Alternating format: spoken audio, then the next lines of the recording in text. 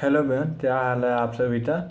तो आज हम टारगेट बैच में एनसीईआरटी हाईलाइट सीरीज स्टार्ट हो चुकी है नीट 2022-23 के लिए। तो जनरल ऑर्गेनिक केमिस्ट्री का पार्ट 2 आज हम लोग पढ़ने जा रहे हैं, जिसमें सीधे इंडक्टिव इफेक्ट हो चुका है।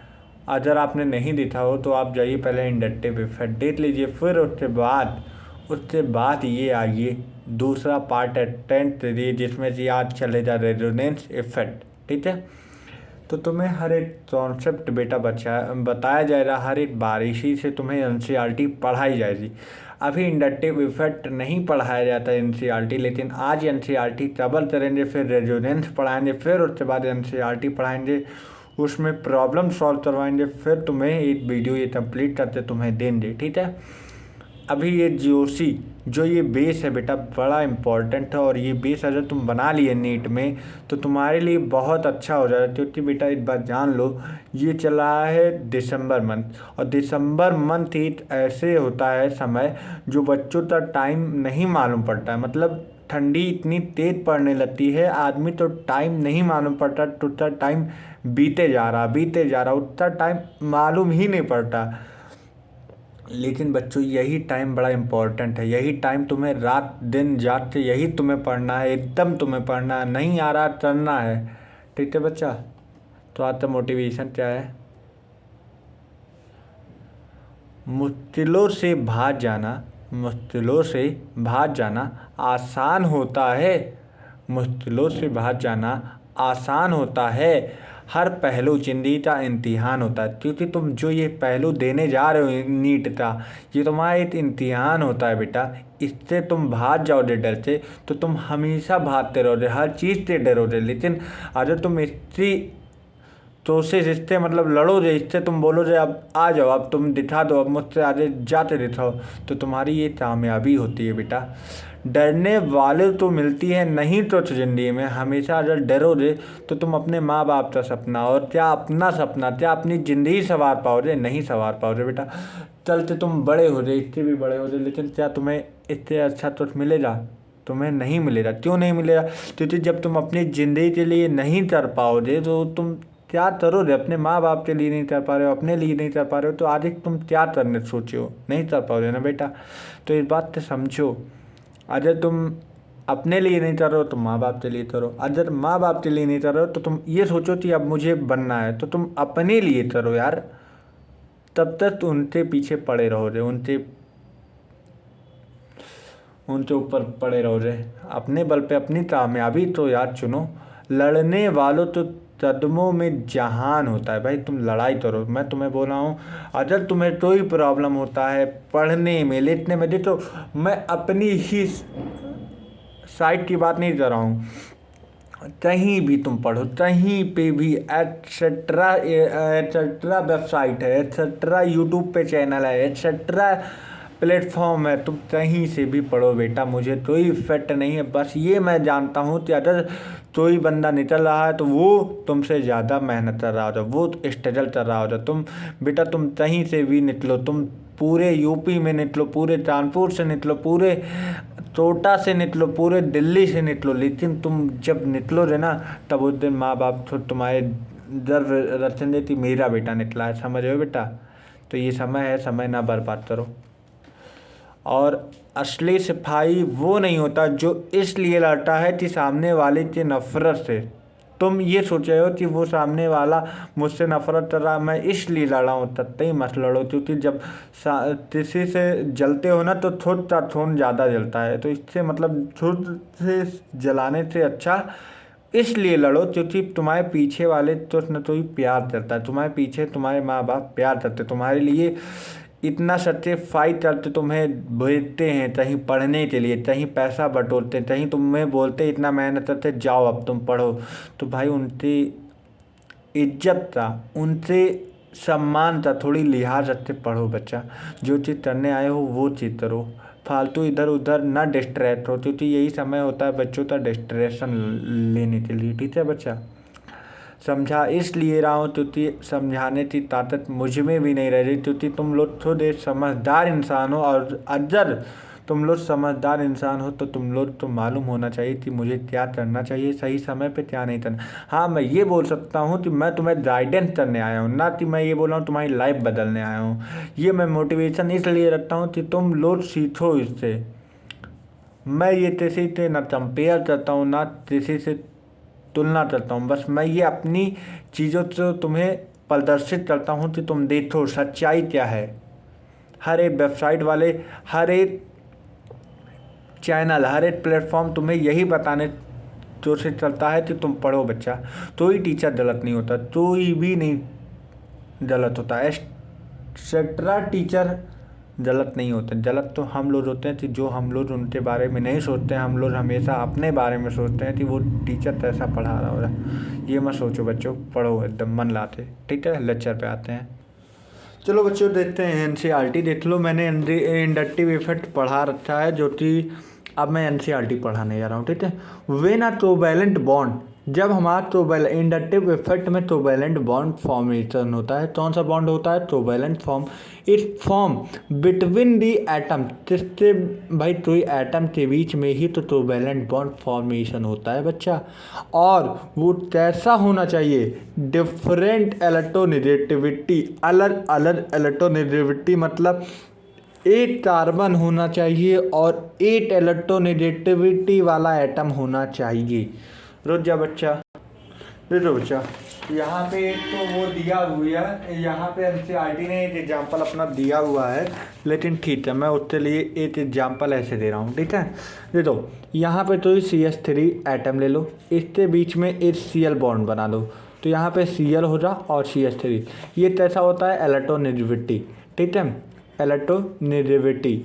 अब इसका एक इलेक्ट्रॉन यहाँ पे हो जाए, मतलब शेयर करके बनाते हैं ना, तो आज हम बोल सकते हैं अगर एक बॉन्डेड में बनाए तो एक इलेक्ट्रॉन इसने मिलाया हो रहा है, एक इलेक्ट्रॉन इसने बनाया हो रहा, तब जाके एक बॉन्ड बना हो रहा, तब जाके एक बॉन्ड बना हो रहा।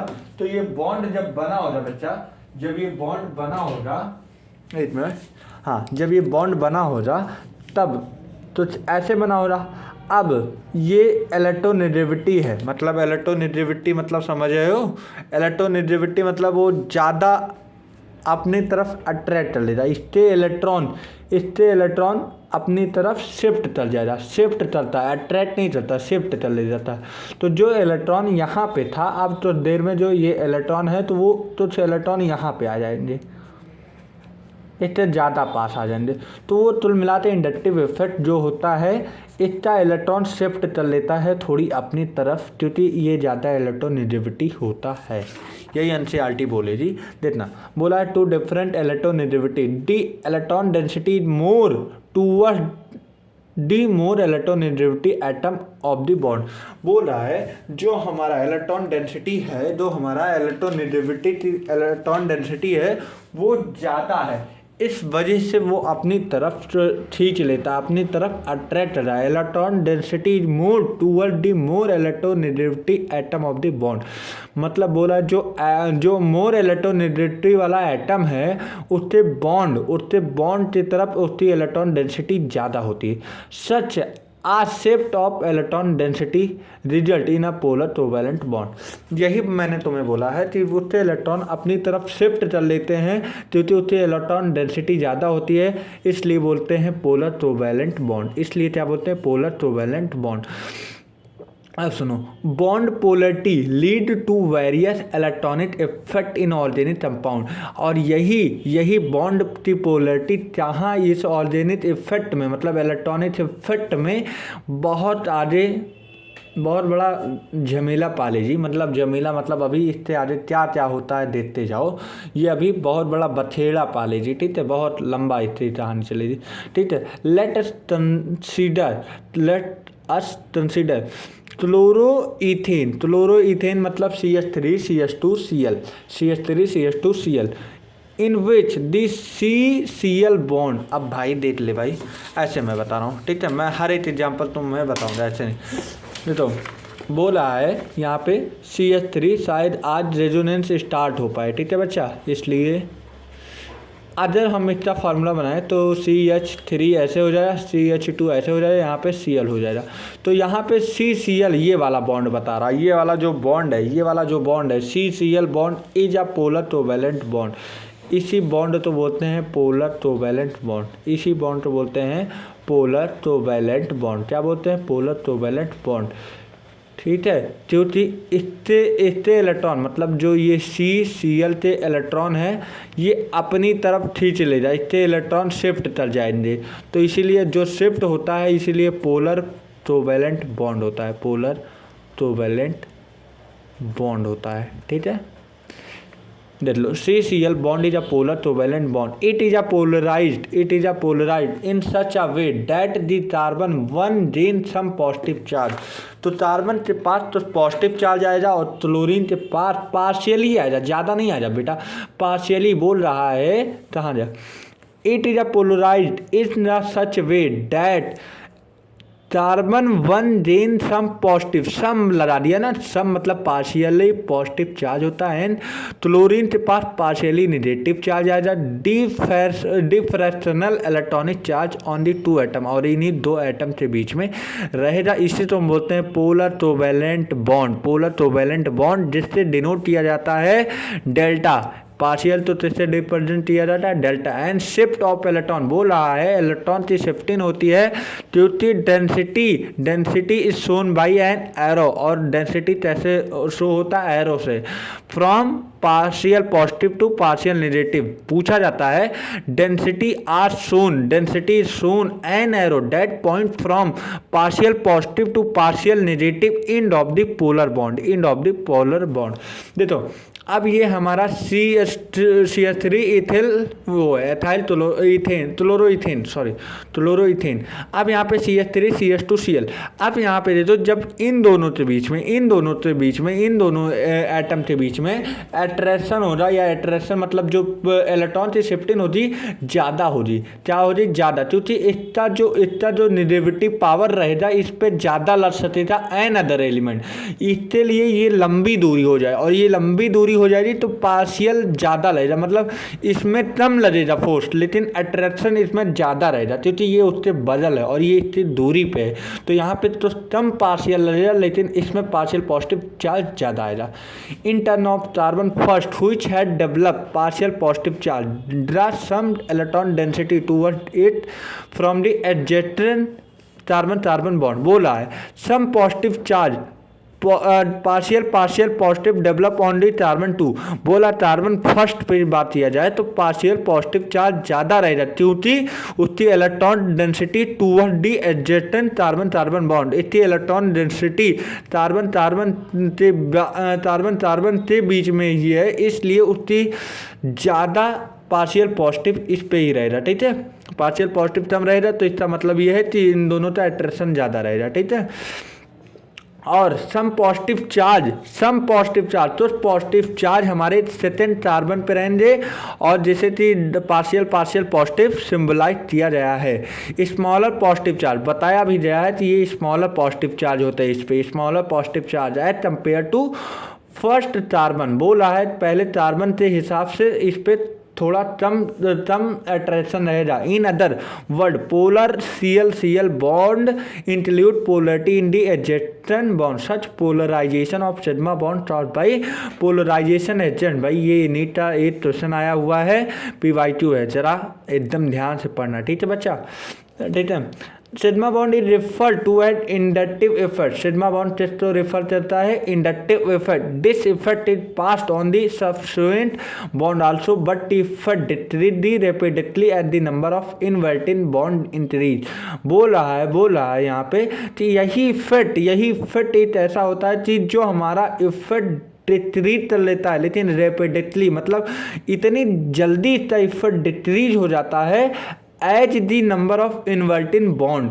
जिस तरह इसकी जो हमारा बॉन्ड का इन्वर्टिंग होता है, इंक्रीज होता है, जब बॉन्ड इंक्रीज करता है तो उस तरह इसका इफेक्ट बहुत देते हैं। अब देखो यहाँ पे बॉन्ड, अब इससे आगे और बॉन्ड हो जाए, इससे आगे बॉन्ड, तो मतलब जितना बॉन्ड ज़्यादा बनेगा उतना इसकी नेगेटिविटी कम हो जाएगी, इतनी डिक्रीज हो जाएगी, रैपिडली डिक्रीज हो जाती है इफेक्ट इसका। ठीक है, तो the inductive effect is related to the ability to substituent to either withdraw और डोनेट इलेक्ट्रॉन डेंसिटी। जो हमारा प्लस आई इफेक्ट होता है वो दो चीज़ पे डिपेंड करता है, एक इलेक्ट्रॉन विदड्रॉइंग या इलेक्ट्रॉन डोनेटिंग, इलेक्ट्रॉन विदड्रॉइंग या इलेक्ट्रॉन डोनेटिंग पे डिपेंड करता है बेस्ड ऑन द एबिलिटी। ये टेस्ट एबिलिटी पे डिपेंड करता है। अगर वो देने वाला होता तो इसे बोलेंगे सॉरी हाँ इलेक्ट्रॉन डोनेटिंग, अगर लेने वाला होता तो इलेक्ट्रॉन विदड्रॉइंग।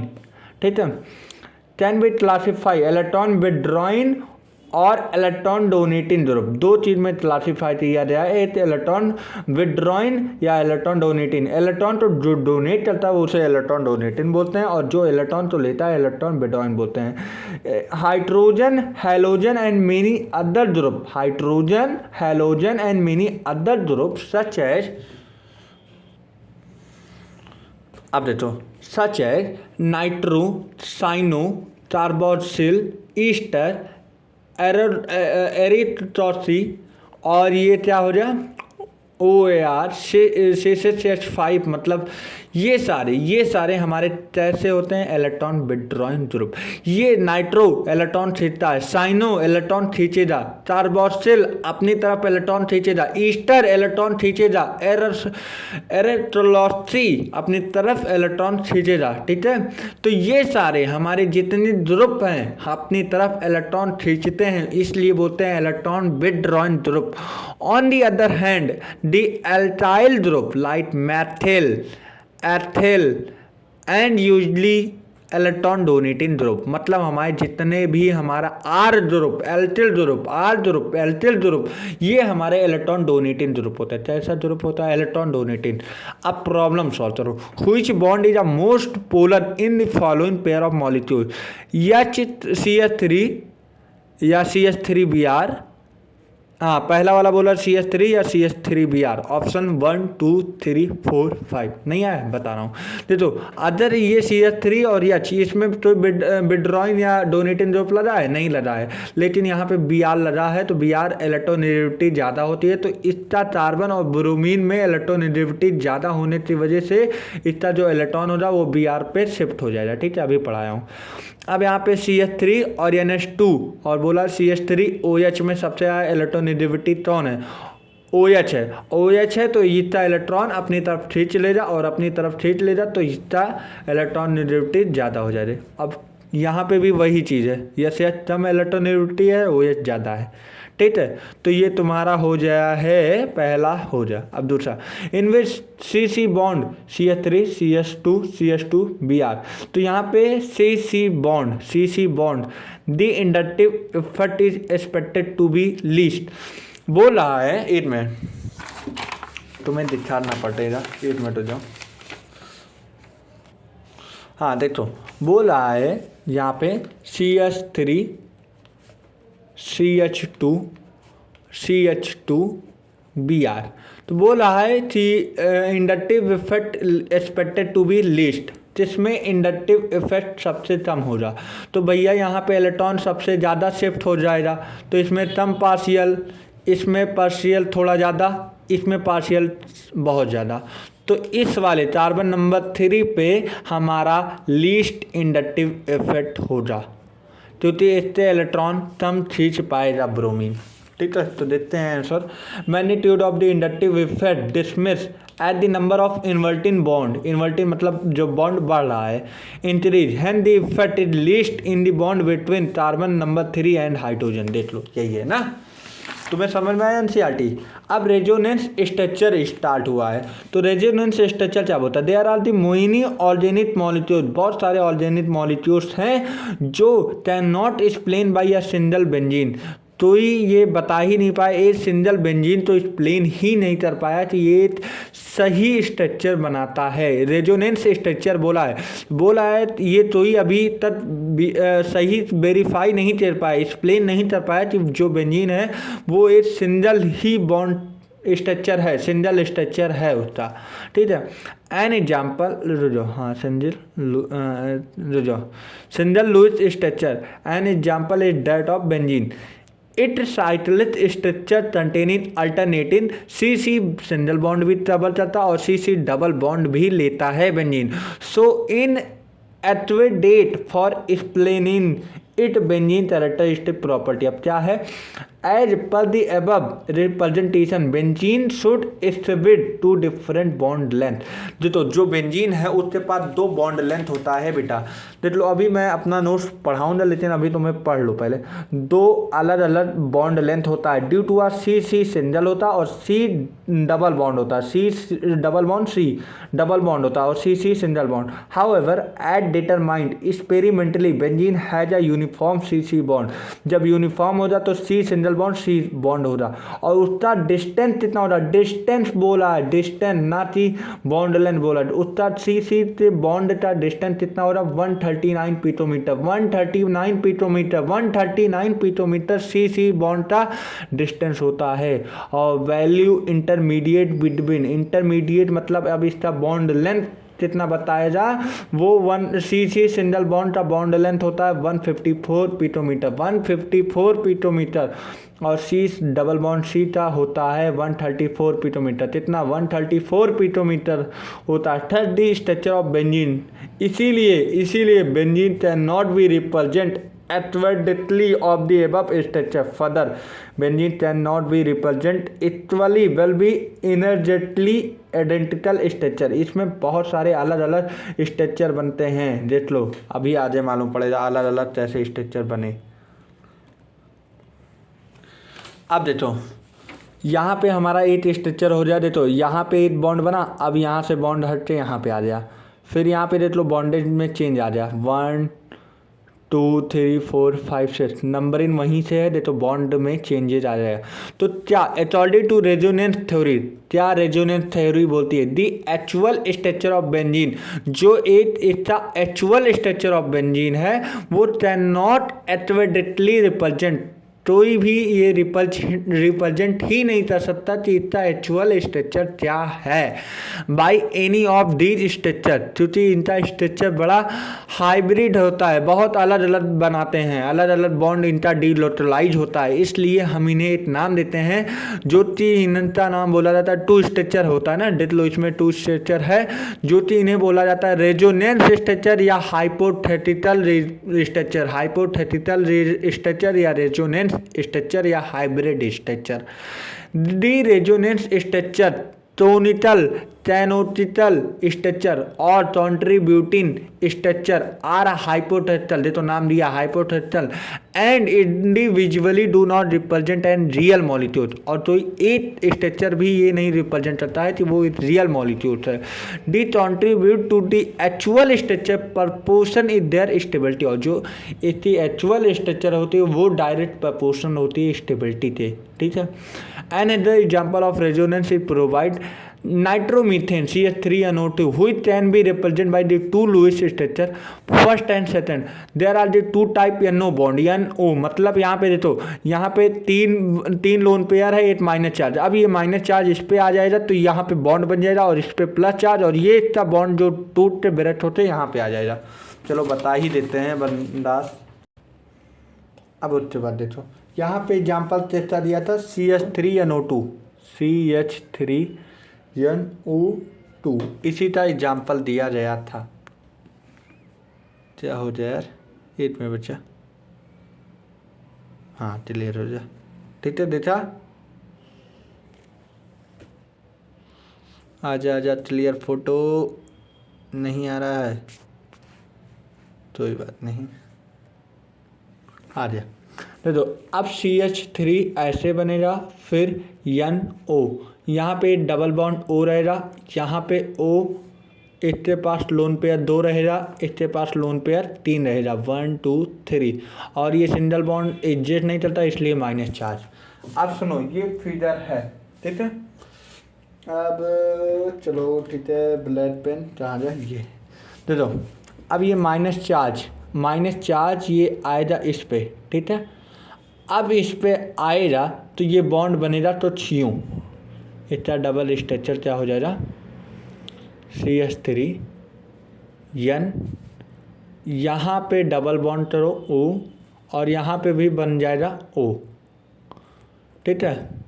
हाँ डबल बॉन्ड ये ऐसे बना। अब जब ये बनेगा तो इस पे ये बॉन्ड ये इस पे चलेगा पॉजिटिव चार्ज, यहाँ पे आ जाएगा पॉजिटिव चार्ज इस पे, और ये बॉन्ड चल देगा इस पे, और यहाँ पे आ जाएगा नेगेटिव चार्ज। तो इसके पास 2 लोन पेयर पहले से था। अब ये बॉन्ड और आ गया तो यहाँ पे तो फिगर यू बनेगा, CH3 सिंगल बॉन्ड N, यहाँ पे बनेगा सिंगल बॉन्ड O, यहाँ पे बॉन्ड और आ जाए ना इसलिए 3, यहाँ पे डबल बॉन्ड O। तो फिगर देखो इसका जस्ट अपोजिट ही है देखो, तो यहाँ पे फिगर फर्स्ट हो जाए और यहाँ पे फिगर सेकंड हो जाए, देखो जस्ट अपोजिट ही है तो चेंजेस लगा। तो यही बोल रहा है देखो,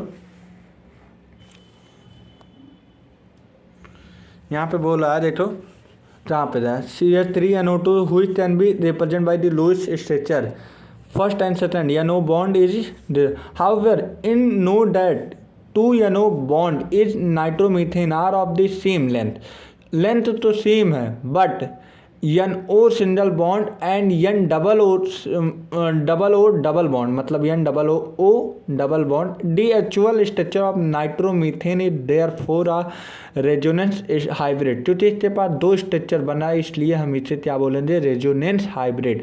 क्योंकि इसके पास 2 टोनेटियल फॉर्म है, this energy of actual structure, इसीलिए इनका एक्चुअल स्ट्रक्चर की जो एनर्जी होती है उसे बोलते हैं रेजोनेंस या तो हाइब्रिड बोलते हैं, इज लोअर देन, मतलब जो हमारा एक्चुअल स्ट्रक्चर का मॉलिक्यूल्स है मतलब उनकी एनर्जी है वो lower than the any of potential structure, मतलब जो रियल स्ट्रक्चर है उसका जो एनर्जी है वो ज़्यादा होता है lower than to any potential structure, इनका कम होता है एनर्जी, ठीक है। The difference in energy between the actual structure and the lowest energy resonance structure is called resonance stabilising energy, the simply the resonance energy. The more the number of important contributing structure, the more is the resonance energy, और इसे तो बोलते हैं resonance energy. Resonance is a particularly important when the contributing structure are equivalent in energy. Resonance का उतना ही important है जितना तो structure equivalent energy प्रोड्यूस करता है।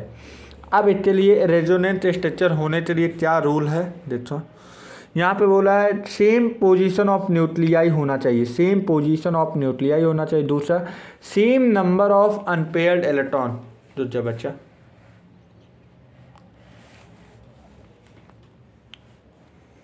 हाँ same number of unpaired electron, और resonance structure the one which had more number of covalent number bond. देखो सीएल के पास ज़्यादा कोवैलेंट बॉन्ड था कि नहीं था। All the atom which octet electron, सभी एटम के पास ऑर्टेट अपना कंप्लीट होना चाहिए, except hydrogen which had the doublet. भाई एक इंपॉर्टेंट क्वेश्चन यहाँ पे बन जाता है, केमिकल बॉन्डिंग में भी ये बात मैंने पढ़ाया हुआ है कि जो हाइड्रोजन है वो उसके पास डुबलेट होता है तो उसके पास डुबलेट पूरा होना चाहिए, और अदर एलिमेंट के पास ऑर्टेट कंप्लीट होना चाहिए। लेस सेपरेटिंग और opposite charge, sorry, if any one or more electronegative atom it is a positive charge, if any more electropositive atom other electronegative atom हो जाए तो वो पॉजिटिव चार्ज हो जाए, अदर electronegative atom होना चाहिए तो मोर डिस्पेरियल चार्ज होना चाहिए, मतलब जो इलेक्ट्रोपॉजिटिव हो जाए वो एटम मोर डिस्पेरियल चार्ज हो जाए, इसलिए वो ज़्यादा स्टेबल हो जाए दैन अदर, मतलब इलेक्ट्रोपॉजिटिव एटम वाला बहुत ज़्यादा स्टेबल हो जाए और अन्य किसी एटम से, अन्य किसी से, ठीक है।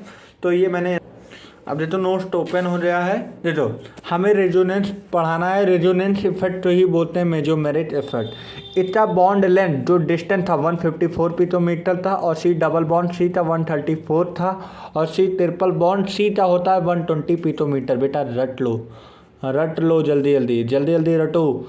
ट्रांजिशन सी डबल बॉन्ड का 134 होता है और सिंगल बॉन्ड का 154 होता है, 134 होता है।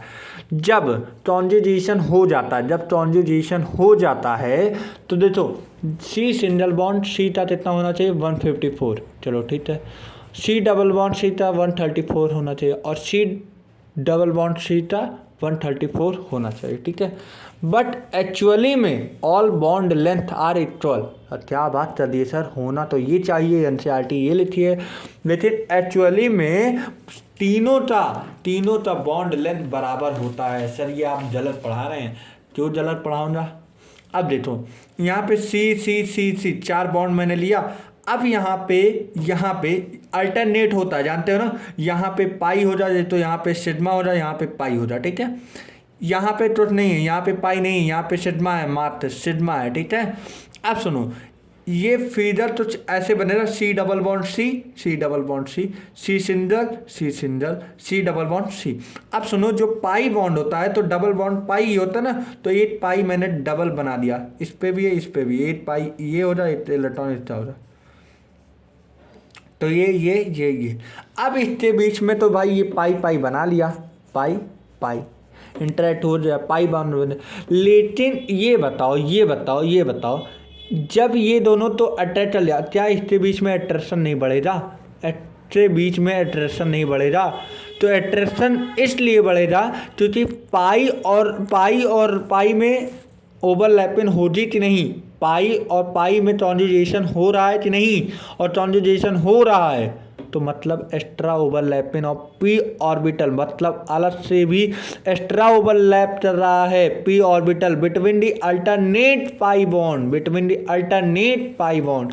तो इसीलिए इन तीनों का जो बॉन्ड लेंथ है 140 पीटोमीटर हो जाता है तीनों का, क्योंकि जब इसका अट्रैक्शन इधर ज़्यादा, देखो जब इन दोनों का बॉन्ड अट्रैक्ट हो रहा तो ये इधर जाएंगे, ये इधर जाएंगे बॉन्ड, ये इस साइड जाएगा, ये इन दोनों का अट्रैक्शन हो रहा है, ये इस साइड जाएगा, तो ये इसका जो बॉन्ड लेंथ था, इसका बॉन्ड लेंथ थोड़ी और इधर जाएगा, मतलब इसका बॉन्ड लेंथ थोड़ी खिंचाव होते और इधर आ जाएगा, और इसका छोड़, लेकिन जब ये पाई मतलब ये पी का ओवरलैपिंग हो रहा, पी में थोड़ी इफेक्ट आएगी तो ये अपनी तरफ खींच ले जाती, क्योंकि ये इसमें एक्स्ट्रा ओवरलैपिंग होने लगता है। तो भाई ये जब इधर खींच रहे थे, अब ये दोनों बॉन्ड इधर आने लगे, इस साइड में आने का मतलब इन दोनों का बॉन्ड बराबर दे दिया, ये अपना दम ला रहा है, ये अपना दम ला रहा है, और ये दोनों अपने में दम ला रहे हैं, तो इसका बॉन्ड समान हो जाता है, ठीक है।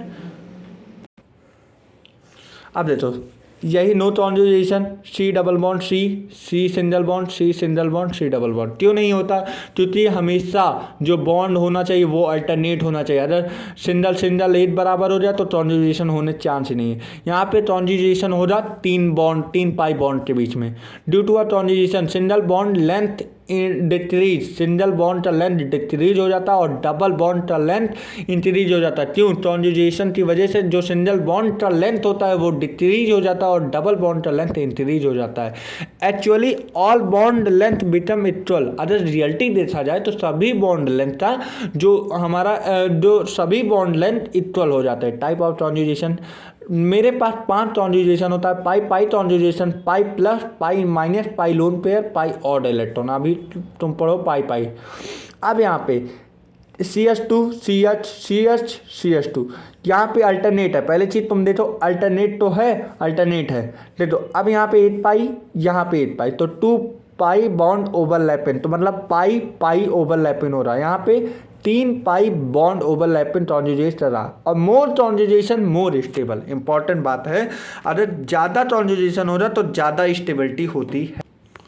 अब यहाँ पढ़ो CH2 double bond CH single bond, C triple bond CH, यहाँ पे एक बॉन्ड ये है पाई बॉन्ड और 2 पाई बॉन्ड यहाँ है, तो मतलब 2 पाई, लेकिन ट्रांजिशन में 8 पाई इतना सेलेक्ट हो रहा है, 8 पाई नहीं सेलेक्ट हो रहा। क्यों? रिजेक्ट कर दिया जाएगा, क्योंकि 8 पाई हेड साइड हो जाएगा, और लेकिन जो इसका मतलब एक पॉइंट ये नोटिस करो कि सर अगर यहाँ पे अगर तुम्हें ये क्वेश्चन मिल जाए और तुमसे पूछा जाए कितने पाई ट्रांजिशन हो रहा है, तो एक ऑप्शन हो जाए 3 पाई ट्रांजिशन, 2 पाई ट्रांजिशन, तो सब लोग 3 पाई लाएंगे, बोलेंगे सर ये 2 पाई है और 1 पाई ये है, लेकिन भैया 8 पाई इसमें रिजेक्ट हो जाएगा, क्योंकि ये हेड साइड पाई ओवरलैपिंग होता है, जो कि हेड साइड पाई ओवरलैपिंग तभी इंक्लूड नहीं होता ट्रांजिशन में साइड बाई साइड ओवरलैपिंग का पाई ट्रांजिट में होता है। तो 8 पाई ये 8 पाई ये, तो 2 पाई ट्रांजिशन होता है। अब दूसरा चाहे पाई प्लस, प्लस। अब यहाँ पे CH2 double bond CH minus CH single bond CH2 plus, ठीक है। तो यहाँ पे पाई और प्लस का कॉन्जुगेशन हो रहा है, तो 8 पाई और 8 प्लस का। यहाँ पे H सिंगल बॉन्ड 8 प्लस, तो 2 पाई प्लस कॉन्जुगेशन। यहाँ पे 3 pi plus 3 pi plus conjugation. यहाँ पे CH2 CH प्लस पाई, अरे सॉरी, इसमें जब तक हमारा कॉन्जुगेशन होने के लिए अल्टरनेट बॉन्ड चाहिए, तो इसमें तो भाई एथ ही है, लेकिन इसमें कहाँ तो वो कॉन्जुगेशन हो ही नहीं रहा, क्योंकि कॉन्जुगेशन के लिए कम से कम 4 मॉलिक्यूल चाहिए जिसमें 4 कंपाउंड में ओवरलैपिंग हो, और ओवरलैपिंग कैसे होने चाहिए, अल्टरनेट होनी चाहिए। तो इसमें भैया ये दो ही है एटम के बीच में हो ही नहीं सकता। अब पाई नेगेटिव कॉन्जुगेशन से क्या होता है, CH2 8 पाई और नेगेटिव, तो पाई नेगेटिव कॉन्जुगेशन।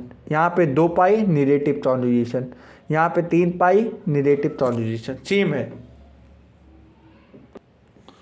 अब सुनो, pi lone pair CH2 double bond CH single bond NH2 lone pair, तो पाई और lone pair 8 pi 3 lone pair, 8 lone pair इसमें भी काउंट होता है ना, इसमें भी +8 काउंट होता है, इसमें भी 8 ही लोन पेयर काउंट होता है। तो 2 पॉइंट नोटिस कर लो, लोन पेयर भी इसमें 8 ही काउंट हो रहा और 8 ही पाई बॉन्ड काउंट हो रहा, तो पाई प्लस लोन पेयर। यहाँ पे 3 पाई प्लस 8 लोन पेयर, तो लोन पेयर में भी 8 ही लोन पेयर वो होता है कॉन्जुगेशन में। पाई ऑड इलेक्ट्रॉन तो ये बोलते हैं फ्री रेडिकल, क्या बोलते हैं, free radical. CH2 double bond CH single bond CH2 radical, free radical. तो पाई और फ्री रेडिकल कॉन्जुगेशन, 3 पाई रेडिकल कॉन्जुगेशन, यहाँ पे नो कॉन्जुगेशन, एक ही एटम के बीच में हो रहा है, तो इसलिए नो कॉन्जुगेशन। अब हटर्स रूल ऑफ एटॉमिसिटी क्या कहता है, a compound is said to be aromatic. Huckel's rule क्या बोलता है कि जो हमारा कंपाउंड होना चाहिए वो एरोमेटिक होना चाहिए, सबसे इंपॉर्टेंट बात है एरोमेटिक होना चाहिए। If a compound should be cyclic and planar कैसे sp2 होना चाहिए, तो साइक्लिक कॉन्जुगेशन कंप्लीट हो रहा, मतलब बोला है कौन सा हमारा हटर्स रूल अगर जो फॉलो करेगा तो वही कॉन्जुगेशन में जा सकता है, क्योंकि वो एरोमेटिक होना चाहिए, मतलब साइक्लिक होना चाहिए। अगर वो साइक्लिक नहीं है, प्लेनर है, तो sp2 होना चाहिए। अगर वो साइक्लिक नहीं है, प्लेनर है, तो वो sp2 होना चाहिए, लेकिन साइक्लिक होना चाहिए। साइक्लिक एंड प्लेनर, मतलब साइक्लिक और प्लेनर दोनों होने चाहिए, साइक्लिक एंड प्लेनर दोनों होना चाहिए, जितना hybridization sp2। Cyclic conjugation completed, तभी साइक्लिक कॉन्जुगेशन कंप्लीट होता है। Number of conjugation electron equal to 4n + 2 pi, 4n + 2 pi, n equal to where, n equal to 1 2 3 4 even number.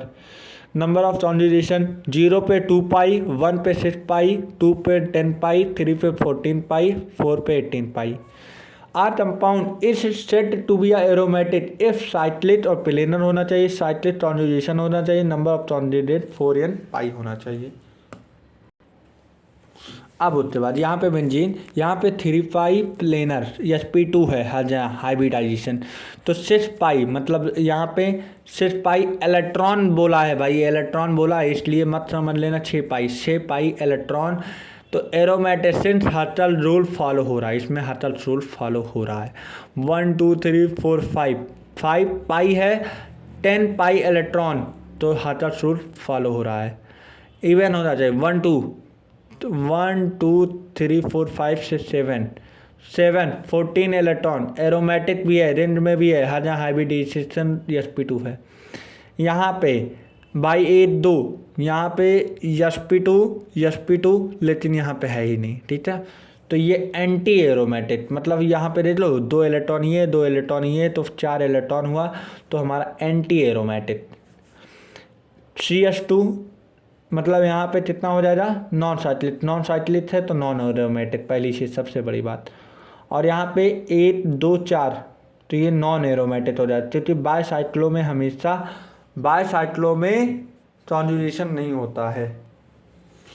Which compound एमन the following not an aromatic compound, ये NEET का तुम्हारा question पूछा गया है, 2022 का है, ठीक है। तो यहाँ पे देख लो 1 2 प्लस, तो ये क्या एरोमेटिक है, 2 इलेक्ट्रॉन प्लस चार्ज, मतलब कॉन्जुगेशन हो रहा है, और कॉन्जुगेशन हो रहा है तो बेंजोइड नहीं है, लेकिन 2 इलेक्ट्रॉन है तो एरोमेटिक है।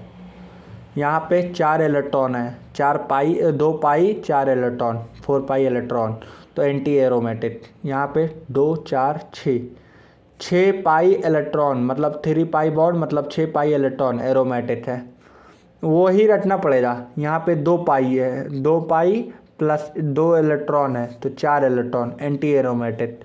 यहाँ पे 2 पाई मतलब 1 lone pair, 2 pi plus 1 lone pair मतलब 4, ये हो जाएगा 4 पाई इलेक्ट्रॉन प्लस 8 इलेक्ट्रॉन मतलब 6 इलेक्ट्रॉन एरोमेटिक।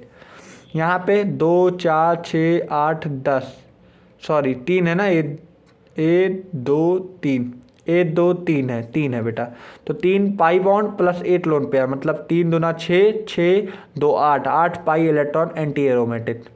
ये पिरिडीन है, ये पायरोल है, ये फ्यूरान है, ये थियोफिन है। अब देखो non participate in lone pair in conjugation 6 pi electron, मतलब जो लोन पेयर हो रहा वो पार्टिसिपेट नहीं किया जाता कॉन्जुगेशन में 6 pi electron.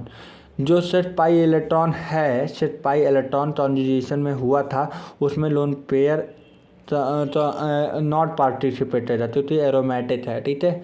Lone pair participate in conjugation जैसे 2 पाई प्लस 1 लोन पेयर, मतलब जब कोई एरोमेटिक कंपाउंड होता है तो उसमें लोन पेयर कॉन्जुगेट नहीं करता, लेकिन जब कोई लोन पेयर पार्टिसिपेट तब करेगा जब कॉन्जुगेशन में मतलब उसे एरोमेटिक करने के लिए वो चला जाएगा।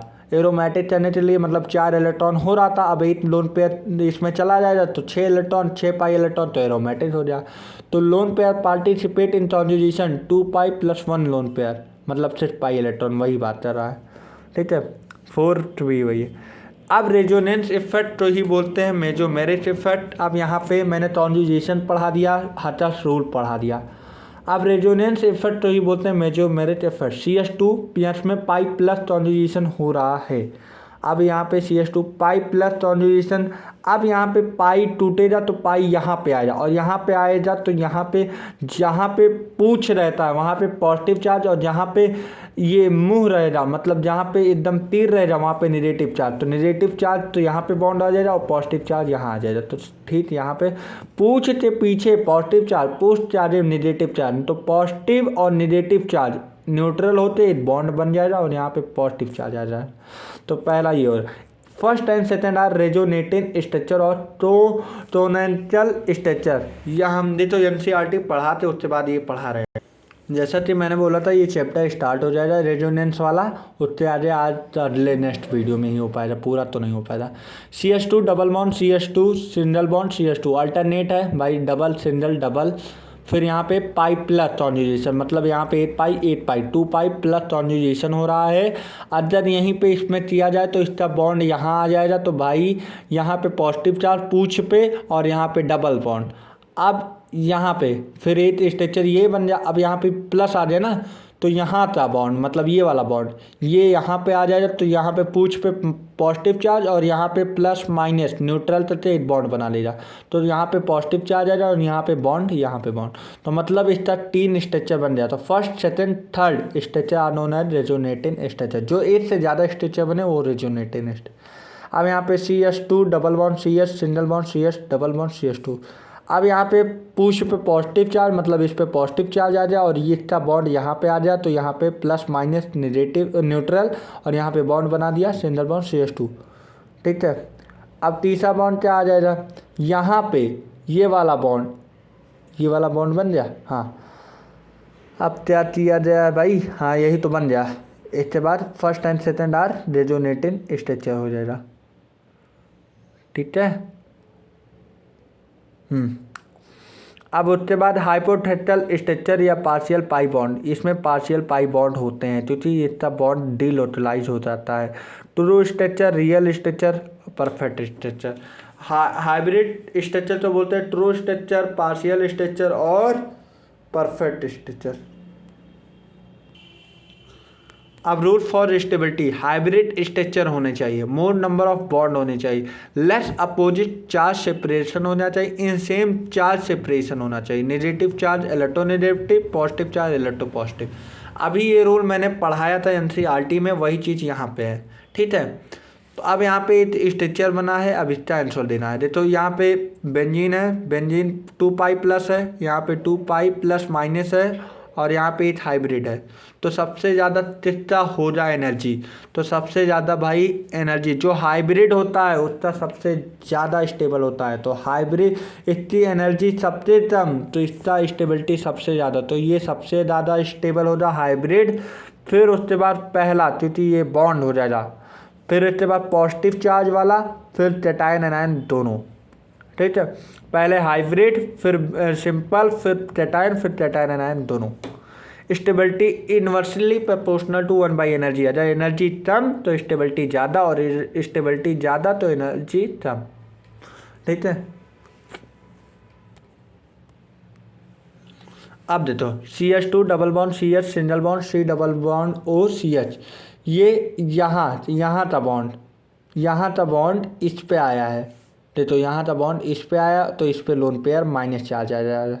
तो जब ये यहाँ आएगा तो यहाँ पे पॉजिटिव चार्ज चढ़ेगा, और यहाँ पे डबल बॉन्ड हो जाएगा, और यहाँ पे जो ये बॉन्ड हो जाएगा वो इस पे आ जाएगा, यहाँ बॉन्ड इस पे आ जाएगा, ठीक है। और ये बॉन्ड यहाँ चला जाता था, तो यहाँ पे पॉजिटिव चार्ज आ गया, और ये बॉन्ड यहाँ पे आ गया। अब देख लो, ठीक है, वही चीज़। तो पहला, फिर दूसरा, फिर तीसरा स्टेबिलिटी के हिसाब से। RC double bond O, RC double bond triple bond O plus, कौन सबसे ज़्यादा स्टेबल? पाई प्लस में कॉन्जुगेशन हो रहा है, इसमें कॉन्जुगेशन नहीं हो, और कॉन्जुगेशन वाला हमेशा मोर स्टेबल होता है दैन फर्स्ट। ये सिंपल बेंजीन है, यहाँ पे 2 पाई प्लस है, और यहाँ पे 2 पाई प्लस है, ठीक है। तो ये हमारा थोड़ी ये बना है स्टेबिलिटी के हिसाब से। अब माइनस आई इफेक्ट अगले वीडियो में अपलोड हो रहा, क्योंकि भाई यहाँ पे 46 मिनट का वीडियो बन चुका है, अब अगले एपिसोड में स्टार्ट हो रहा। तो इसी बात पे थैंक यू देखने के लिए। अब अगले वीडियो में स्टार्ट होऊंगा, अगले लेक्चर में ले आऊँगा। तो देखो मेन तुम्हारा जो एम्स होना चाहिए वो यहाँ होना चाहिए, एम दिल्ली 2023 में तुम्हें पहुँचना है। इसके लिए तुम मेहनत करो, जोर जाल ला दो, एकदम रातों रात पढ़ो, दिन पढ़ो, सोते पढ़ो, जगते पढ़ो, जब मन चाहे पढ़ो, लेकिन पढ़ते रहो, क्योंकि यही तुम्हारा मेन मकसद है। जिसके लिए तुम ये मेहनत कर रहे हो वो तुम्हें मिलना चाहिए। अगर तुम जिसके लिए मेहनत नहीं कर रहे हो वो ना मिले तो फिर तुम्हारा कोई पढ़ने का मतलब नहीं है। इसलिए तुम पढ़ो वही जो तुम्हें पाना है, और इसके लिए पढ़ रहे हो तो इसके लिए पाओ, तो बढ़िया मेहनत करो। देखते रहो। Thank you for watching me.